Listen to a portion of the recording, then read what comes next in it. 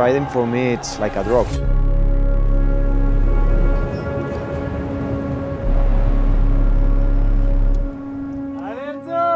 The best part of the freeride is to share that passion with another people.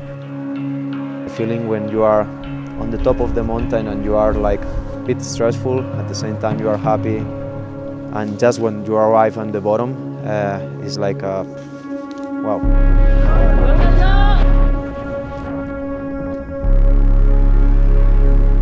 Para mí el freeride sin duda el mejor punto es cuando llegas abajo y ves tu línea dibujada en medio de la montaña. Es una sensación única.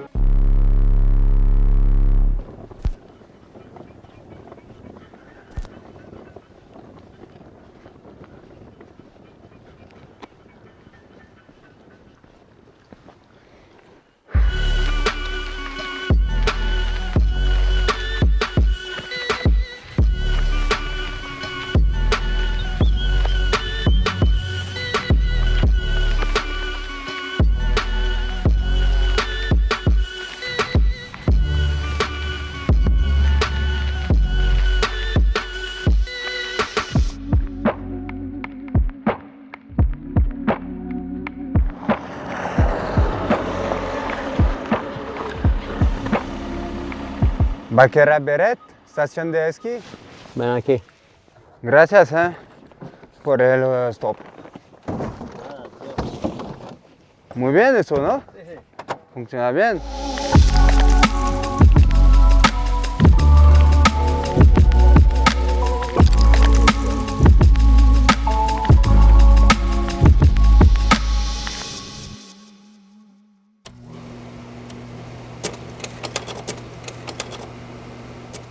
Lui, c'est Enzo, une boule de muscle, un mec au caractère très fort. Je lui laisse et après je lui reprends. Viens le chercher, Joe! Et une machine sur sa board. Je connais Enzo depuis des stages pyrénéens quand on était petit. Moi j'avais 2-3 ans de plus et du coup j'avais vraiment l'ascendant sur lui. Lui il était blond jusque là, il avait un gros appareil, il bavait et du coup je pouvais le maîtriser assez facilement. Mais il était tout petit et je me disais, ce petit jeune pyrénéen là, oh my god, il est tout petit mais là il y a un gros potentiel dans ce petit mec là.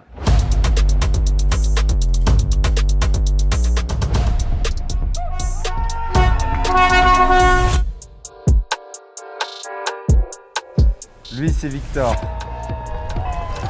On s'est rencontrés durant un stage pyrénéen. Moi, j'avais 14 ans, lui peut-être 17, 18, et un peu plus vieux. Il me crachait dessus, il me bisutait. 2 ans plus tard, c'était plus la même histoire. Je me suis développé physiquement et je lui ai chié sur le nez.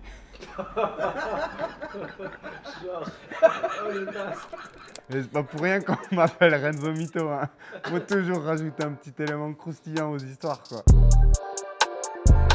Victor, il a un ride assez agressif, puissant, il saute des gros trucs. Voilà, hein. C'est le world champ, quoi. 4-time.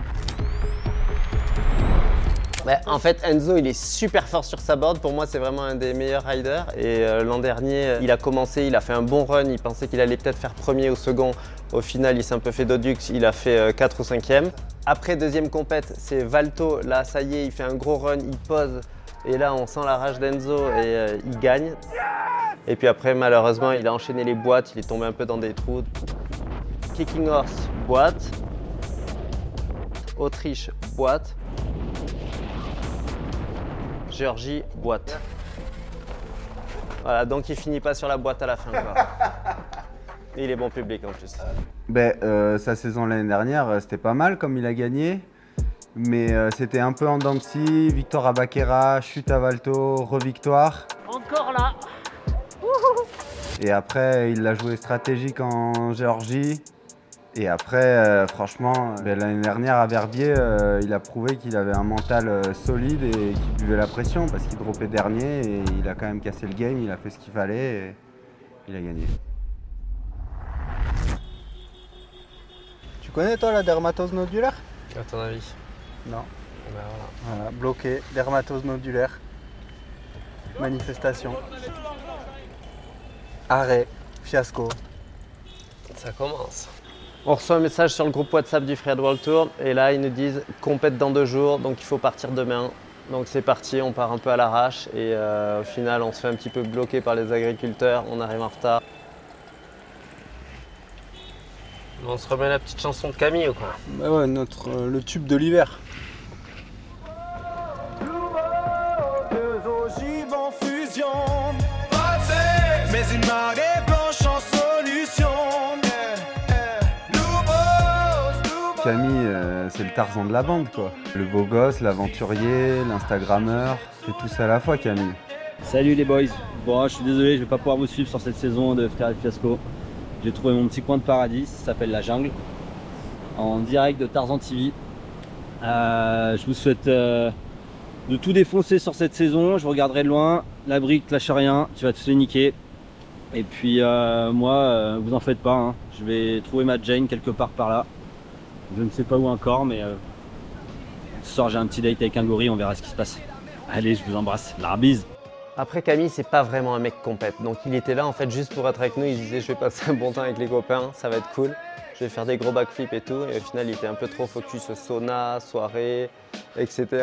Comme il n'a pas passé le cut l'année dernière, maintenant il est retourné sur ses projets perso, mais il va très bien, je vous rassure.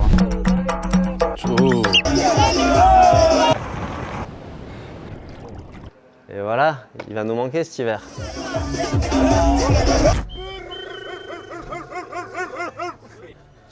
Là, cette année, c'est la FISE, il y a des règles strictes et il y a des cartons jaunes qui arrivent. Donc on va voir ce qu'ils disent. Mais bon, je pense pas qu'ils vont nous mettre le carton jaune, j'avais les gosses. Bon ben voilà, avec les nouvelles règles, on a le droit à 2 cartons jaunes pour la saison, sinon c'est la porte. Et là, on vient juste de se prendre le premier carton jaune pour retard au Riders Meeting, alors que ça a même pas commencé. Hello la commu, tout est dans la description les gars. Si vous voulez être stampé, certified de Fiasco. Bon les gars, si vous voulez gagner une casquette, on vous en a fait quelques-unes, c'est pas compliqué. Tu nous envoies tes meilleurs shots de Fiasco et on te les met à la fin de l'épisode. Donc tu nous envoies ça sur freeradfiasco@gmail.com, facile. Et surtout n'oublie pas de t'abonner. Bien ouais les gars. T'as un petit truc pour la fin, ça va? Parfait. Là on vient d'arriver et on a plein de trucs à faire. On doit faire tout ce qui est photoshoot, vidéoshoot, pour tout ce qui est portrait pour la vidéo, etc., des animations. Donc en fait c'est assez perturbant parce qu'on n'a pas le temps de... On a juste 24 heures, on n'a pas le temps de repérer nos lignes et tout ça trop et on doit passer du temps à faire plein d'autres choses. Du coup, moi en tout cas ça me perturbe beaucoup, j'aime bien avoir du temps pour me focaliser sur ma ligne, bien regarder, prendre mon temps, être au calme. Et du coup c'est un peu une situation de stress là.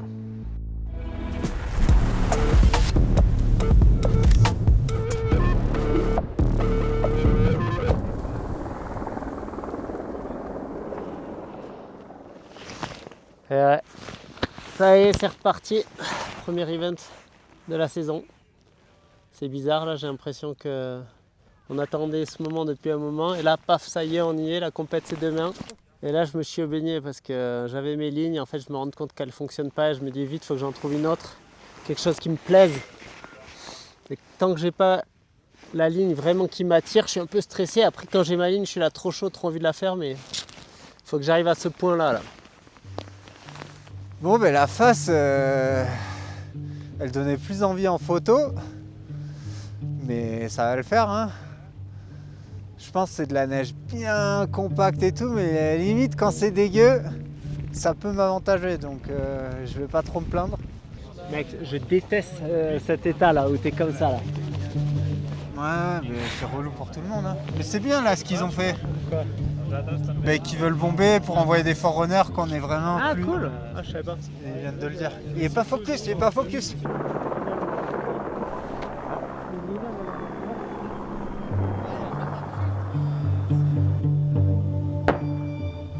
Ça sent le fiasco ou pas à votre avis? Mauvais scoping là. Ça va là, ça a l'air pas pire. Charmé. Trop bien, je vais faire celle-là. J'ai trouvé vraiment un autre truc charmé. Ah toi aussi? Mais on se dit plus les lignes. Secret. Il va nous faire un AVC à côté. Ben, notre rivalité, elle est assez saine. Notre objectif ultime, c'est se fumer pour l'un l'autre. Pour l'instant, il a mieux réussi que moi, parce que je ne l'ai jamais fumé. Mais cette année, ça va changer. Mais je trouve que c'est une rivalité saine parce qu'on s'entraide à chaque fois et on se pousse l'un l'autre. On ride souvent à Valto et enfin, depuis qu'on ride ensemble, j'ai l'impression qu'on se tire vers le haut et c'est la même chose pour les compètes. Yeah, I have an idea, but I don't know if I can go in the zone because it's really rocky. So I don't know if I take the risk to go in there or not. Aymar Navarro, the Spanish ski god, is on course and already flying. Way high, he's going to air onto this patch, redirect off it and off the second. The only problem in that way, where you are taking now the top part. You mean in the corridor? Yeah. Yeah. That orientation is the more shitty snow. I'm so happy to see my friend. Dude, you should see all the muscle of this guy. I have one. We show you some pictures. Don't worry. No, No? stop that shit. Ah, it's okay. Hey, if you show that picture, Oh, no. I have another good one. But it's a good one, huh? Hey, good picture. Cette année, il y a un super line-up de riders sur le Freeride World Tour en snow-home, donc le niveau, il y a moyen que ça augmente bien d'un cran là. César Barin, gros potentiel. Cody Bramwell. Machine de backflip, Holden Samuel. solide. Liam Riviera. Machine de backflip et de front 3. Rémi Benamo. Pur produit de freeride. Sacha Abalico. Méthodique et précis. Shane Blue Sandblom. Nouveau rookie. Warren Doyle. Chargeur un peu un chargeur de grosse cliff. Victor Deru, Mais mentalement instable. Enzo Nilo. No Grabman.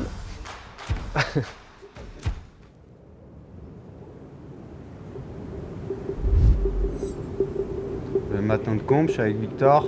Il a changé sa ligne pour la 8e fois, mais là c'est bon, il est calé. Alors, t'as changé combien de fois de ligne? Changé là, c'est bon. C'est bon? Tu peux regarder ma GoPro, il y a Alex qui m'a mis une surprise dedans. Moi globalement, j'ai la même ligne, j'ai mon plan. Un peu stressé, mais pas plus que ça. Les conditions sont apparemment meilleures que ce qui était prévu. Donc voilà, maintenant il n'y a plus qu'à.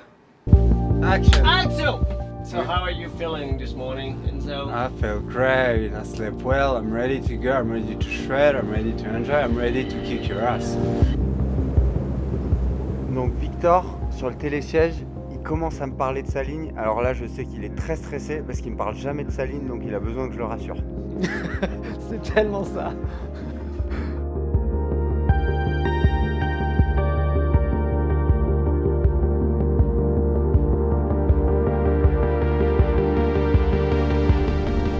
Commissioner for guides, all set up, ready to go.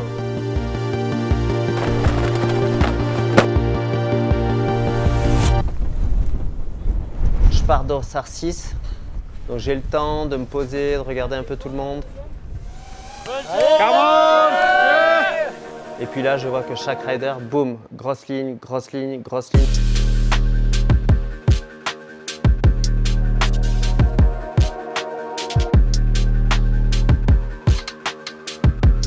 Je me fais waouh, le niveau il est assez haut. Il va falloir y aller à fond là.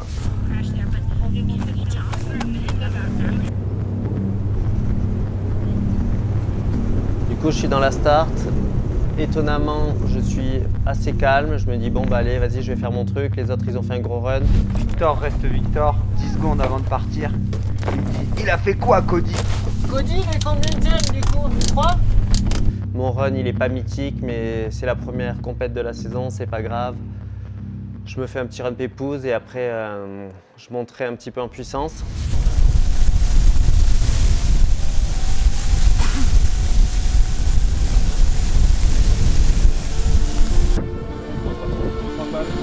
Ouais, c'est bon, je peux y aller.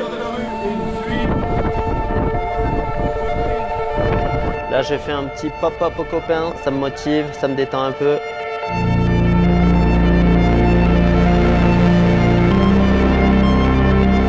Et donc là, c'est parti. Il y a un petit saut de cailloux un peu merdique avec de la neige pas ouf en récep. Mais je me dis, vas-y, je fais un petit bac 3, ça va me mettre dedans.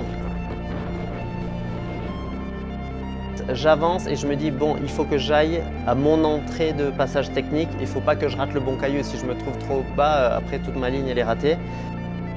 Donc là, je suis dans mon passage technique, je fais 1-2 virages, je regarde ma windlip, l'endroit où je vais devoir y aller. Ok, c'est parti.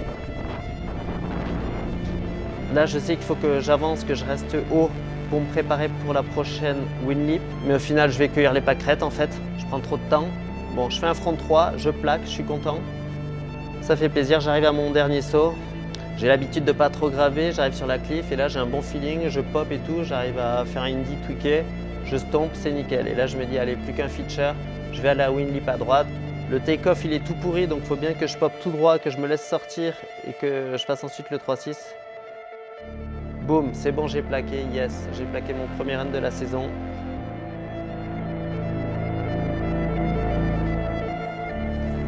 J'arrive dans la raquette d'arrivée, je me dis cool, j'ai posé mon premier run. C'était pas incroyable, mais au moins c'est posé. Ça met en confiance. Et puis là, il y a le score qui arrive, 4e. Je fais waouh, mince. Et puis après, je me suis un peu fait enchaîner avec d'autres personnes qui ont fait des bons runs. Du coup, je finis 6e. C'est le stress un peu là. C'est 4e.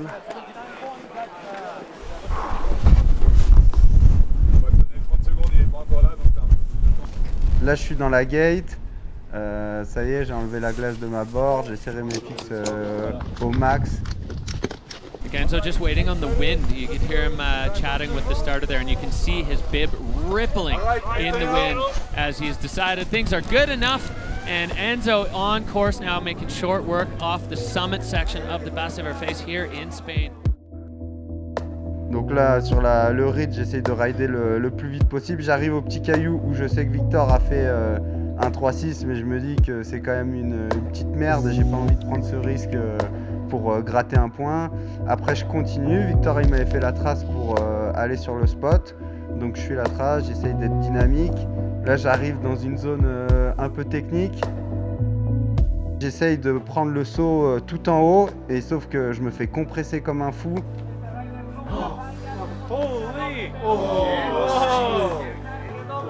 Waouh, ouais, méga sketch, mais il s'en est trop bien sorti.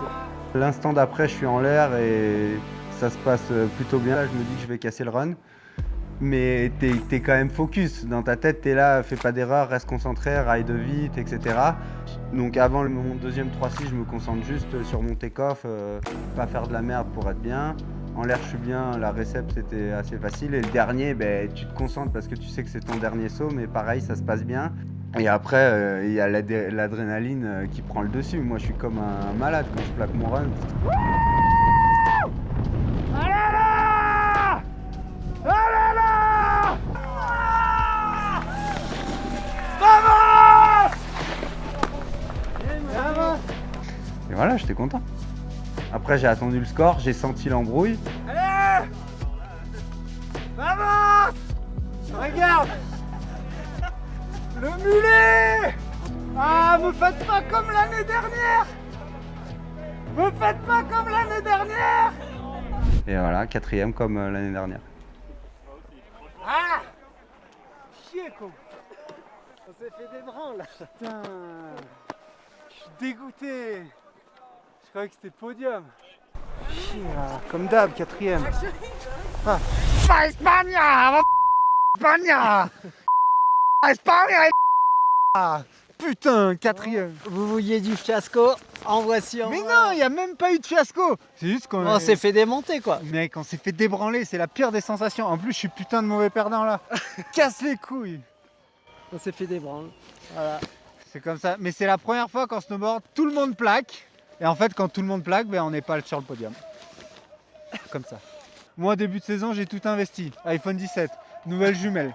J'étais sûr de les niquer. Ben, résultat, ça va finir en liquidation judiciaire à la fin de l'année. Et voilà. Voilà ce qu'on gagne à croire en soi.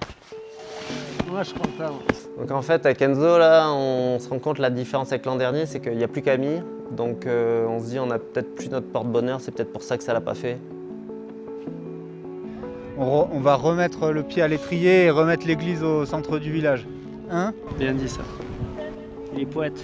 Et au final, là, le fait que direct première compète, pouf, l'objectif un peu, il tombe par terre, et bien en fait, tu te mets peut-être dans un autre état d'esprit où tu te dis, bon, ben, plutôt que d'essayer de conserver ma place de leader, justement, je vais essayer d'aller la chercher. Et ça te met dans un autre mode, et c'est peut-être comme ça que j'arriverai à mieux rider, en étant chasseur plutôt que chassé.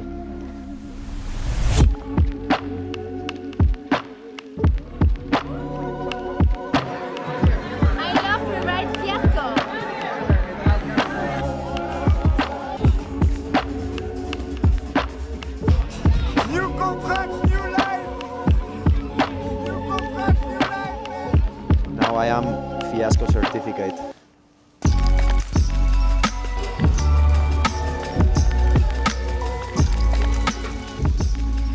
Tout se passe à merveille, c'est un shooting aquatique et fabuleux.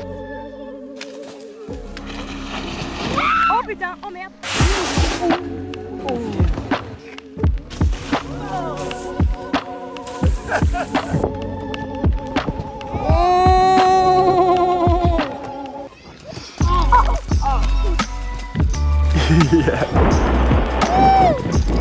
Boum. Oh. Et non. Et on va leur régler leur compte. Mesdames et messieurs, c'est l'œuvre du grand, de l'unique, du fantastique. Pas de sauver, on est d'accord. Enzo Nilo. Mais genre, je me rapprochais des arbres et je me suis dit, bah, tu sais, je mets un coup de frein, ça va passer au-dessus de toute façon. J'ai mis le coup de frein, il s'est rien passé. Donc j'ai raclé comme un porc là et j'ai cru que j'allais m'en sortir.